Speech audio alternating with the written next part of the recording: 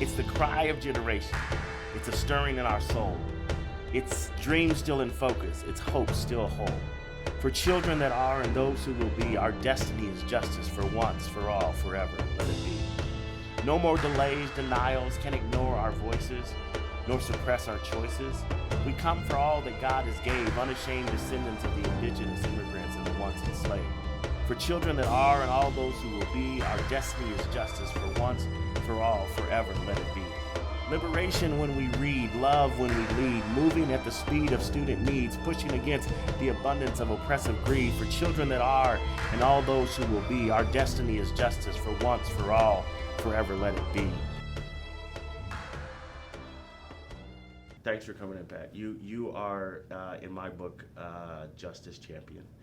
Somebody who has given his life to this, not just in, a lot of people don't know your history, so I'm going to tell a little bit about that, how we first met through Revolution Foods, Yep. right? Tell folks about that. I mean, how, because you always, to me, you've always had a heart that bends towards justice, right? And you've done that not just in, you've done the work. And so when we first met at Revolution Foods, tell folks like that justice part of your life. And tell them who you are first, yeah, like, you know. Yeah, everybody. Pat Donovan, the managing partner of Root Ed. And yeah, Vernon and I first met when I was working for a company called Revolution Foods. And I did spend most of my career in the private sector. This last chapter here that I've been involved with at Root Ed is really the only nonprofit work, professional work that I've done. And so the work I did at Revolution Foods was providing high quality food to schools and communities that didn't have access to high quality food was the primary focus of that work. And that was my first step towards more justice centered work. Mm-hmm. So prior to that, I would say had worked in non-justice centered work, more traditional corporate environments. Yeah. And then wanted to start moving towards justice, made that intentional career shift. And so What did that? What made you do that? Why did I want to do that? Yeah. Well, I in 2007, 2008, I took a whole year off and traveled around the whole world with my family, mostly in kind of different developing world areas around the world.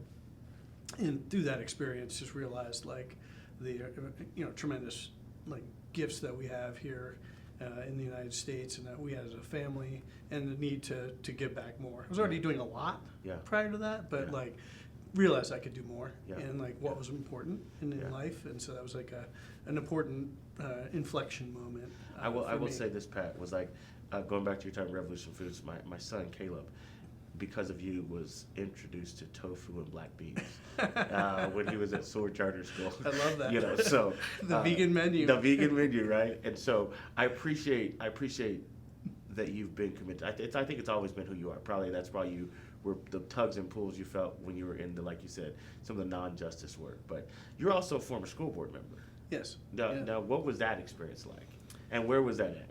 Yeah. So that really where I started my career, justice work around education was in my daughter's kindergarten class and getting involved with the school accountability committee. And this is in Eagle County, Avon Elementary School. School is about 80% Latino, 20% white, and joined that school accountability committee. And if you've ever been on one of those, like there's a lot of good people, and then all the recommendations we came up with kind of just fell flat, and it was more of a perfunctory checkbox exercise. So I became like a parent activist at that moment. Got on the district accountability committee, realized it was kind of a similar checkbox perfunctory exercise, and then realized like, well, if I'm going to do something, I need to put myself out there, and I decided to run for the school board in Eagle County. Luckily, I ran unopposed. So it was not a contentious campaign, but I served on the easiest elections right there. I served on the Eagle County School Board, which is a great experience, and learning, probably one of the biggest lessons I learned is had some grand ideas of what you could transfer from the business world into education, and quickly realized like it's not a transferable. Some of it transfers, but a lot of it doesn't, and so the public work is different than the private work, and it was a good lesson to learn early on. That was the early 2000s. when you great, you picked the decade. That's where we're going. So when you think about your time as both a parent at that time and as somebody who was on the school board at that time, what did justice look like? What were examples of justice at that time, or what were the injustices that kind of just made you shake your head? Yeah, the injustice really was what I saw happening at our local school, and like the people who were in the community who showed up and wanted to improve the school and wanted to make it a great place, had all sorts of good ideas. The principal had great ideas, but they were not given the autonomy to be able to do what they knew was right for that particular school. And so that really stuck out to me. I was like, we have all the answers we need right here sitting in the room or in the local community, and their ability to actually do something with that energy and with that know-how, which wasn't there.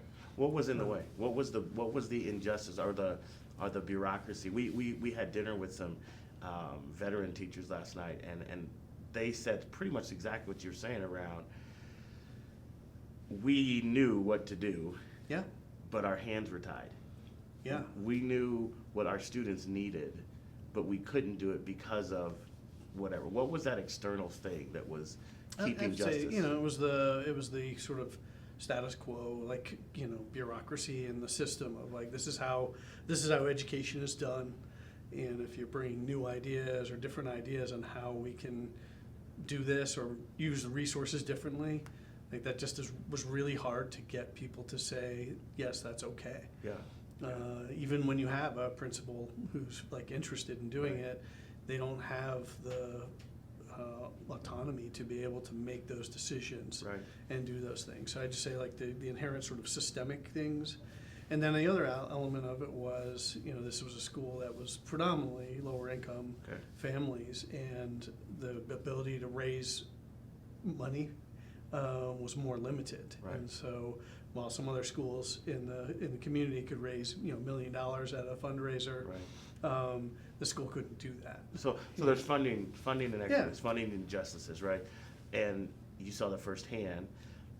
In 2000 and around that time, I think it's we're dealing with George Bush was in office, so, and No Child Left Behind was because Obama's 2008. That's when he got Tabor came in all as of those well. things. What were the impacts of those things? These policies that we saw at the federal, the state level.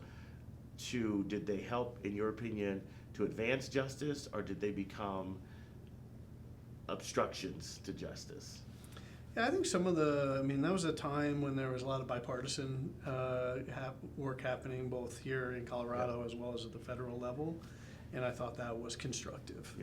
That we started to bring things back to focusing on some student outcomes, and everything hasn't panned out perfectly related to that, but having information about how students are doing, I think is incredibly powerful. Yeah, don't you think it's regressing a little bit, sadly? I mean, if justice is parents being informed about where their children are, right? Are they proficient? Are they progressing towards proficiency? How is my school doing in delivering on the things that they say they're committed to? You're right, in the early 2000s, it was all, yes, share the data. And if that was a justice effort, what do you call the things that we see today where it seems like folks are trying to hide the data? The lack of transparency, lack of information that's is actively in motion in our local city and in the state and the country is not helpful, because you're taking information away from the people who know what they need, and if they have good information, they're going to make good decisions for their kids and for their community. So you would say justice is information, right? Part of it is that if parents know, they will make the best decisions for their kids. If teachers know, they will make the best decisions for their students. And to your point, if a leader has the information, that leader is going to make the best decision for the students in front of them, and then make justice something that's not elusive, but maybe realized in that context.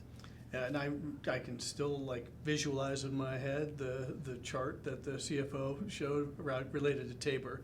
Tabor got put in place, and the impact it was going to have on funding for kids, and exactly what was projected is what happened. Luckily, you know, we made some changes recently on that Yes. at the state legislature to try to correct course there, but it's been 20 years, Yeah. and it's, you know, it takes a long time to undo the damage that was done Yeah. with that. And again, you know, that's just like reduced overall funding, and it impacts the folks who need it most. Right. You know, so that's the injustice there Yeah. is, you know, folks who have means are just supplementing Right. the taxes Right. with their own kids, whether they go to private school or they're raising money for their school, and those that don't are stuck with just a lower threshold. Right.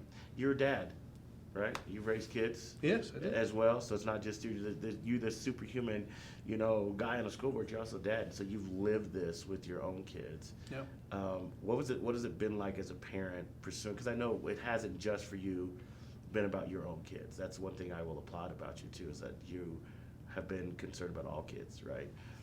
But when you get it personal, what was the learning experience like for your kids, and do you believe that they got what they needed? Yeah, you know, it's interesting in the current context. You know, we have a school that is slated for closure, DCIS Baker. Yeah. My daughter graduated from there. Yeah. My two sons went there for middle school, and the reason they left there is because the school could not provide the appropriate level of programming for what they needed academically and for their interest areas. Right. And I see a decision being made now because they are even smaller and more resource constrained. And I think it's, as personal as it is, it's probably the right decision to make. Yeah. And so, you know, when you bring your own personal experience and your kids into it, it makes it even harder. Yeah. But I try to balance, you know, looking at the overall picture Right. with you know, what they've been through. Yeah. So, you know, two of my sons went to East High School, Mm-hmm. and they had a great experience. But that is a prime example of you know, schools within a school Right. environment. And while it's a big school, lots of diversity in all kinds of ways, we don't always lean into that Right. in how it can help all kids Right. in that school environment. Right. And it's a challenging thing. I appreciate what you're saying about DCIS Baker. It is very emotional for us when we see changes and transition happen within a school system. I think especially when those changes to us feel like they're not aligned with justice, right? I think what you just articulated though is we know that an injustice is happening because kids are in an under-enrolled, therefore under-resourced, and sometimes understaffed school, right? And if we're committed to, you know, equity of support, expanded opportunities, and excellent outcomes for students, anytime we see those things not happening, we should move in alignment with justice. Yep. And we have to go get those things. And sometimes the people who get the loudest are the adults, right? And we sometimes cater to adult tantrums or adult perspectives when I appreciate you saying, like, my sons were in this situation where they were not getting what they needed, and something had to be done to ensure that, right? And I think that's where we kind of lose sometimes in this justice argument. It's not about the adults. No, it's You know. about the students. Yeah, it's about the students. And sometimes as adults, we have to be uncomfortable, right? And we have to say, oh, we've always done it that way. Well, it hasn't worked. So we have to do something differently. So as you think about where we're at, right? So you get through, you got No Child Left Behind, you get to Obama, we had the, you know, race to the top, and that was the big thing there, and everybody trying to, as they said, it was a race to the middle, really. But there's a lot of good things that came out of these things. You and I both saw, like, Senate Bill 191, we saw all these things that happened here at the state level. Do you think, what are you most proud of when we think about work that's been done, is being done to ensure justice for kids? Yeah, and you know, I would say on balance, I think a lot of those policy changes that were put in place in a bipartisan way were well intentioned and were good ideas. I think they lacked almost across the board the level of community engagement to make them as good as they could be, and that's still true. So I think, you know, in Denver, you know, the one particular policy I think that's been most effective is the unified choice model, which, going back to, there used to be a model where you had everybody kind of doing their own thing, and if you wanted to go to Omar to Blair or SOAR or East High School, like they had separate enrollment processes, and it was really confusing. Yeah. And what we did here was create this unified process where it was fully transparent what all the schools were, what they offered, and then put that power in the hands of families to make that decision. Right. And so I think that's probably been the most impactful thing that I've seen, that is parent and family oriented. Yes. and putting the power there. Yes. In community. So that one's, and it's still got a long way to go. Yeah. Like, transportation access is Right. like the biggest barrier to people actually using that choice. They probably say, yeah, I would like to go to that school, Right. Across How am I gonna get town. there? How do I get there? I can't. Right. I can't make that happen. Right. And so I think we still have a long way to go, and leaning more into how do we take these things that have what I think some good ideas and some good bones to them, and bring the community into those to say, how do we make these better? Right. Right. Um, Justice delayed is justice denied. We've heard this said, it's a big mhm. constant thing. It's a constant thing. It's been said for decades, right? Are we moving at the pace of privilege, or are we moving at the pace of realizing justice? Yeah, I think we're unfortunately moving at the pace of privilege, and not moving at the pace that's required and what students and families deserve. So you have a magic wand. How would you speed us up? Yeah, I think we would shift even more resources to the students that need it the most. I think we have a pretty good formula for budgeting and for equitably sharing funds right now, but my sense is if you're going to speed up the pace for those who need it the most, we need to put even more resources in there. We need to match the resources with the needs of those communities, and then I think we need to fully empower the leaders in these communities to do what they know needs to be done for the students, and give them the resources to create the conditions to support that. And we're not doing that, even in the charter world, like where we have a lot of autonomies, and we're pushing some funds there, like the pace and the scale of change, it is a more incremental. Yeah. And in order to make that happen faster, we just have to figure out how to get more resources and plans that are closer to the people, and let them execute on it. They know what needs to be done. Yeah. I think justice, I hear from you, justice is definitely information. Justice is definitely access. Justice is definitely trusting the people to move when informed in ways that are best for their kids. And that's justice, right? And what we're seeing right now, and I appreciate you saying this, we're not there yet. And we're not going to get there in our lifetime if we continue to be tranquilized by the gradualism. We've got to be able to resource it. We've got to be able to move, right? We got to be able to move in the direction of justice. It's probably my biggest frustration in the work. I've been at this now for 25 plus years, and the incrementalism, and people being okay with that is probably the biggest frustrating thing. And realizing as I get a little older, Just a little bit, right? a little gray, Yeah. You didn't have all that gray. I when didn't have all this first when we met you. first met, That I'm probably not going to be the one to see that change, but hopefully I can help, set up new leaders, younger leaders who will be able to see it through and pick up that pace with urgency and make things happen faster. Well, I appreciate your time. We appreciate your time. I appreciate how you continue to lead, and know that, you're my brother and friend, so we got this, and hopefully we'll get to see some major gains in our time, and not just major gains, but sustained, shifts that will ensure that future generations don't have to deal with the injustices that are present or have been. So. Yeah, maybe we'll be sitting in a coffee shop. Yeah, older and grayer. Saying, look what all these great young people have done. Yeah, appreciate you, man. All right, thanks, brother. Thank you for joining us this week on the Justice Cast. If you are moved and inspired by what you heard this week, we need you to do justice by doing 3 things. Number 1, like and share this episode with your friends and family and network. Number 2, sign and share the Do Justice Pledge. And 3, join us for an upcoming Do Justice action. You can find those listed on our website at www.faithbridgeco.org. That's www.faithbridgeco.org. Remember, the world we believe for is possible. Do justice. Thank you to Pat Donovan for being our guest this week. Thank you to our funders and sponsors. Join us next week when Vernon sits down with former school leader Debbie Blair Minter.